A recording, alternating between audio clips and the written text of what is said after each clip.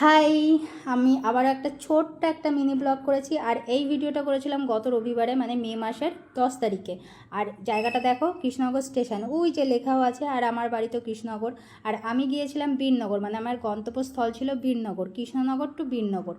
আর আমি একা গিয়েছি, মানে একা জার্নি করা আমার কাছে অনেক ব্যাপার। আর লেডিস কামরায় উঠেছি, লেডিস কামরা তো একদম ফাঁকা ছিল, যেহেতু রবিবার ছিল। তো সকাল 9:50-এর ট্রেন ধরেছি, ওই জন্য আরও ফাঁকা ছিল, লোকজন নেই বললেই চলে।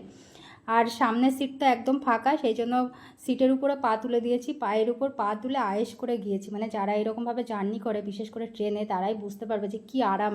সামনে যদি কেউ না থাকে, সিটের উপরে পা তুলে দিয়ে যাওয়া হেব্বি মজা লাগে।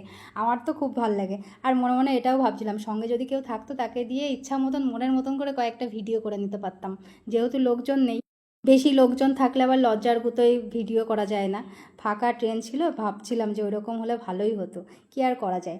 তারপরে ভাবতে ভাবতে বড় ফোন করলো, বড়কে দেখাচ্ছিলাম আশেপাশের ভিডিও করে দেখাচ্ছিলাম, ভিডিও কল করে। আর সেটা আবার স্ক্রিন রেকর্ডও করে নিয়েছি, দিয়ে টাটা বাই বাই করে দিলাম। তারপরে আবার ট্রেনটা ছেড়ে দিল। দেখো ফুল গাছগুলো কি সুন্দর লাগছে না, ফুল গাছ না এমনি গাছ, যাই হোক।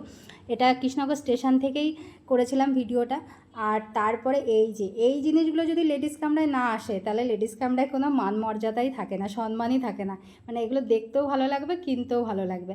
আর আমার যেহেতু শর্ট জার্নি ছিল, 3-4টে স্টেশন পরেই তো বীরনগর স্টেশন, তো সেই জন্য ওই দেখো উঠেও দাঁড়িয়েছি নামবো বলে। কাছাকাছি একদম, কৃষ্ণনগর থেকে বেশি দূর লাগে না, 10 থেকে 15 মিনিট লাগে।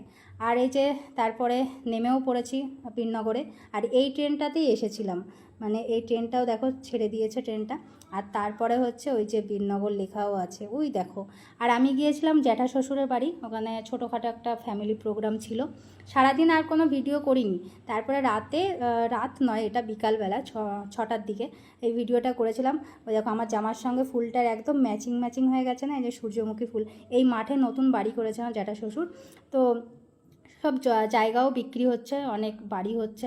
তারপরে সন্ধ্যাবেলায়, সন্ধ্যা 7:28-এর ট্রেন ধরেছিলাম। আমার শ্বশুর আর পৌঁছে দিয়েছিল। এই যে গাছটা দেখতে পাচ্ছ, এই গাছের কাছে আমি জায়গা নিয়ে বসেছিলাম চেয়ারে। আমি যেখানে যাই সেখানেই আরাম করে বসি।